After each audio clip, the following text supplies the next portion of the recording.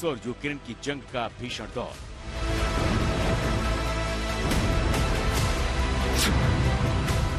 पूरे यूक्रेन में हवाई हमले का अलर्ट।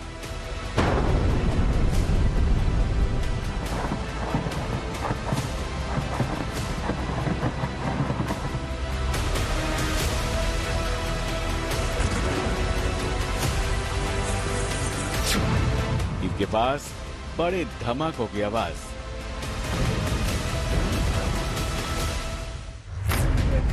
खार्किव की तबाही के बाद रूस की सेना के निशाने पर यूक्रेन की राजधानी कीव है।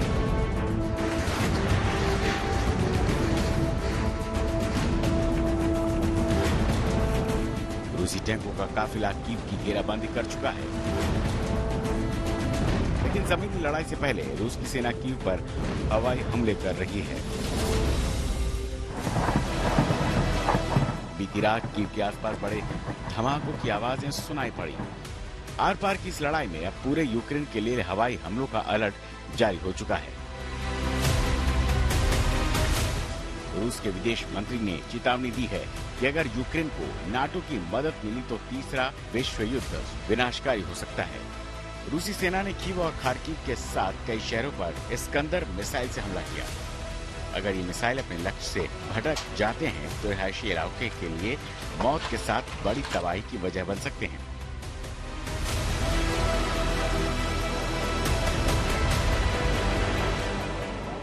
यूक्रेन की सेना के साथ उन्हें लोगों का भी जबरदस्त विरोध झेलना पड़ रहा है।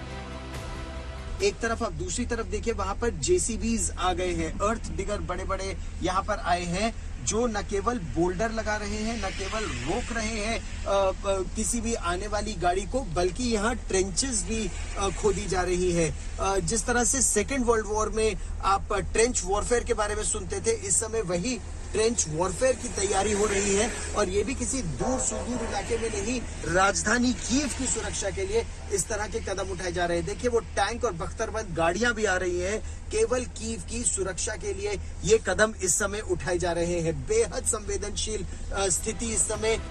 ये तस्वीरें यूक्रेन के एनर ओदर शहर की हैं।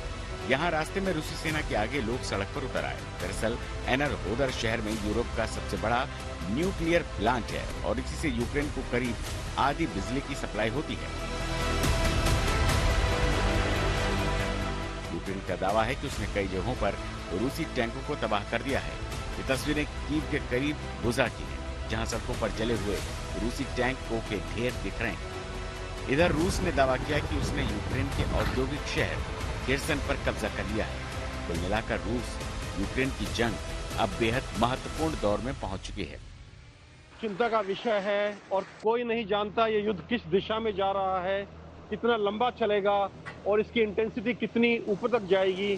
क्या ये युद्ध एक परमाणु युद्ध में बदलेगा, क्या ये विश्व युद्ध में तब्दील हो जाएगा, कोई नहीं जानता। इस स्टेज पर बहुत ज्यादा अनसर्टेनिटी है, हर चीज बिल्कुल फ्लूइड है और ये कहना अभी कुछ भी जल्दबाजी होगा कि ये किस दिशा में बढ़ रहा है। इस बीच रूस ने एक बार फिर बातचीत की पहल की है। संवाद के इस नए दौर में संग्राम रुकेगा या नहीं, दुनिया को इसका इंतजार है। कीव यूक्रेन से कैमरा पर्सन पवन कुमार और राजेश पवार के साथ गौरव सावंत, आज तक।